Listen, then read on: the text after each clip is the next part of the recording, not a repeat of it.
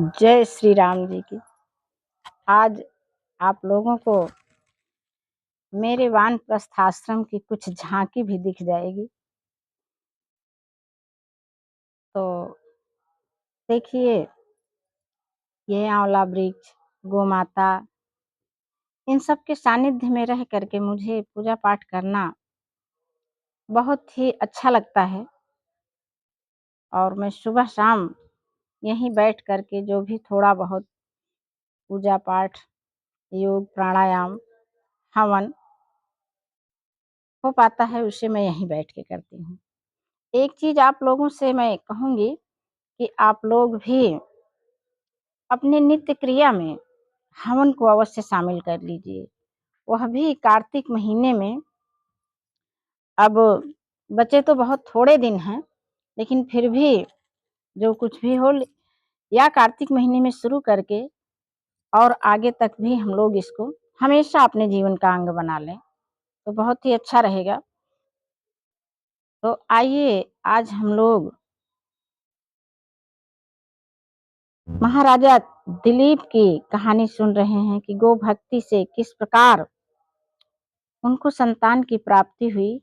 आज एकादशी के पावन पर्व पर मैं यह कहानी लेकर के आपके सामने उपस्थित हूँ। जैसा कि आप सभी जानते हैं कि महाराज दिलीप भगवान श्री राम के पूर्वज थे, लेकिन उनको बहुत दिनों तक कोई संतान नहीं हुई थी।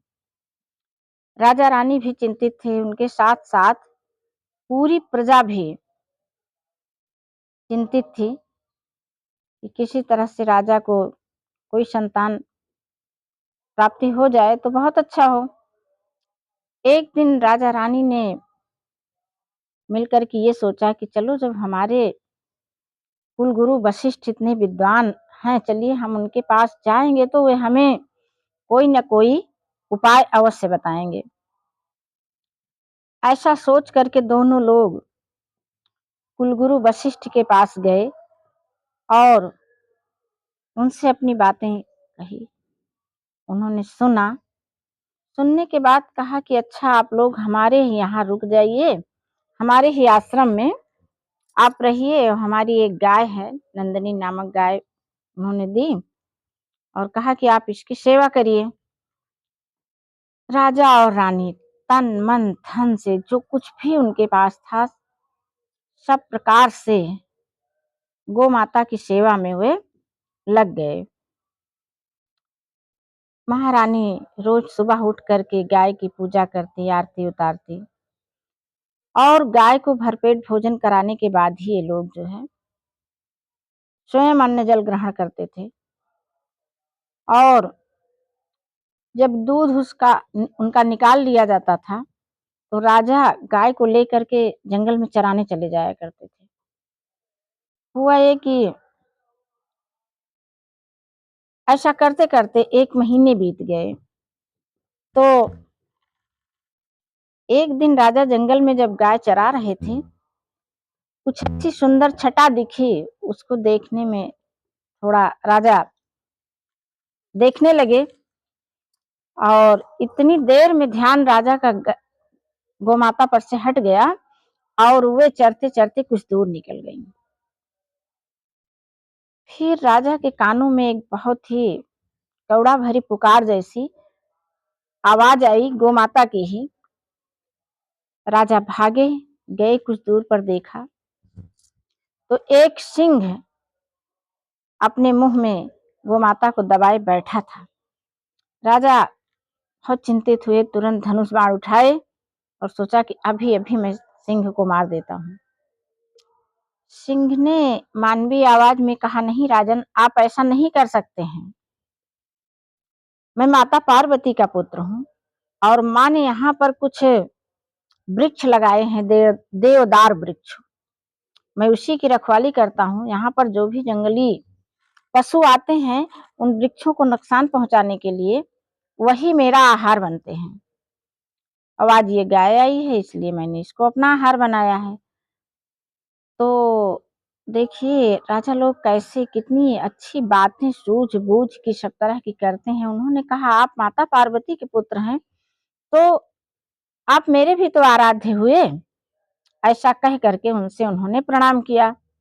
अब फिर कहा कि जब विद्वान लोगों के साथ 7 पग चल लेने पर भी एक-दूसरे से मित्रता हो जाती है और वे हितकारी हो जाते हैं, तो ठीक है, आप हमें कोई उपाय बताइए, अब मैं क्या कर सकता हूँ? उन्होंने कहा, "इसका तो कोई उपाय नहीं है, बस आज हमें गाय को खाना ही है।" राजा ने कहा, "नहीं, ऐसा नहीं हो सकता है, आपको मैं गाय नहीं जो है खाने दूँगा।" तो फिर राजा ने कहा, "ऐसा करिए कि गाय को छोड़ दीजिए और इसके बदले में मुझे आप खा लीजिए, मुझे आप अपना आहार बना लीजिए।" ऐसा सुनकर के सिंह ने कहा, "नहीं राजन, आप युवा हैं, नरेश हैं, आपके पास सारे सुख वैभव हैं, आप उनका भोग करिए, मैं आपको अपना आहार नहीं बना सकता।" तो राजा ने कहा कि फिर मैं गाय भी नहीं दे सकता अपनी, ये मेरे गुरुदेव की दी हुई गाय है और मैं इसकी हत्या अपनी आँखों के सामने नहीं देख सकता। मुझे आप मार दीजिए, उसके बाद आप गाय को मारिएगा फिर। तो सिंह ने कहा कि नहीं, मैं आपको नहीं मार सकता। कई बार ये बातें हुई एक दोनों दोनों लोगों की तरफ से, तो सिंह अंत में तैयार हो गया। अच्छा, कहा ठीक है। राजा ने प्रणाम किया और प्रणाम करके सिर झुका करके बैठ गए। कहा कि अब आप गाय को छोड़िए और मुझे खाइए। यह बात सुन करके राजा को लगा कि अब तो सिंह हम पर झपटने ही वाला है। क्या हुआ कि राजा तो सिर झुकाए ही थे, देखे तो आकाश से पुष्प वर्षा होने लगी। सारे देवी देवता हम लोगों की समय समय पर परीक्षा लेते हैं और यदि हम उनकी परीक्षा में खरे उतर जाते हैं तो वही हमारे लिए सबसे बड़ा अमूल्य क्षण होता है। अपने कर्तव्य का पालन करते हुए अपने कर्तव्य पालन से नहीं डिगना है। और इस तरह से हम जब गो भक्ति करते हैं, गो भक्ति का मतलब बस इतना सा है कि जो लोग गांव में रह रहे हैं वे तो अवश्य ही गो पालन करें, और बाहर शहरों में भी जिन लोगों के पास पैसे हैं, बड़े बड़े कारखाने कंपनियां चलती हैं, मैं अपनी राय अपना मत बता रही हूँ, मानने न मानने की कोई भाई बाध्यता भी नहीं है। हम सभी अपनी बात कहते हैं, मैं भी कह रही हूँ। और तो और जो है, मेरा तो बहुत बड़ा सौभाग्य था कि मैं जिस स्थल पे बैठी हूँ यहाँ पर अभी 10 वर्ष पहले लगभग 25 गायें थी मेरे पास। लेकिन थोड़ा-सा कुछ असुविधा हुई। असुविधा क्या हुई? गायों की पूरी सेवा न कर पाने के कारण जो है, हमें यह काम थोड़ा बंद करना पड़ा। आजकल तो मेरे पास सिर्फ़ और सिर्फ़ एक ही गाय है। और आगे भी यदि भगवान ने चाहा, मेरी इच्छा यही है कि जब हम ऐसी व्यवस्था कर पाएँ कि जब गायों की पूरी सेवा कर सकें, तो एक गौशाला, एक गाय नहीं बल्कि गौशाला हो, उसमें अपनी सामर्थ्य के अनुसार जो भी 4, 6, 10 गायें रखी जा सकें। यही हमारा सर्वोत्तम धन है और इनसे 2 तरह के फ़ायदे होते हैं। तुरंत हमारा घर धन-धान्य से तो भरा ही रहता है, दूध, दही, घी, मक्खन सब कुछ मिलता ही है खाने के लिए। साक्षात माता लक्ष्मी हमारे घर में विराज ही रही होती हैं, और उसके साथ-साथ गौ सेवा का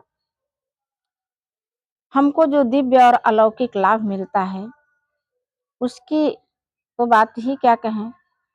तो सभी जानते हैं कि गायों के शरीर में तो सारे देवी देवताओं का वास होता है। तो इस तरह से गायों की पूजा करके हम सभी की पूजा कर सकते हैं, और उसके साथ-साथ आज इस एकादशी के पर्व पर हम कुछ तो नया करने की सोचें।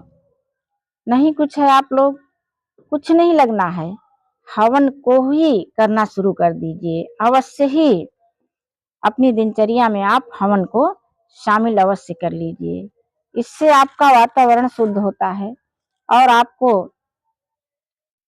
आध्यात्मिक लाभ तो जो मिलता ही है। तो जिस काम में कुछ भी न लगे, सरलता पूर्वक किया जा सके, उस काम का संकल्प कर लेना चाहिए। जो है हमेशा ऐसा नहीं कि जैसे आज तक जिए हम, वैसे आगे भी चलती रहे हमारी जिंदगी। हम अपने जीवन में कुछ बदलाव करेंगे तो हमारे जीवन में भी मनोवांछित बदलाव आएंगे, अर्थात जो हम चाहेंगे वैसा ही बदलाव होता चला जाएगा, और वह भी सरलता पूर्वक। तो ठीक है, यदि यह वीडियो आप लोगों को अच्छा लगा हो तो इसे सभी लोग लाइक कर दीजिएगा और सब्सक्राइब करके शेयर लाइक कमेंट अवश्य कर दीजिएगा। ठीक है, आज बस इतना ही। जय श्री राम जी की।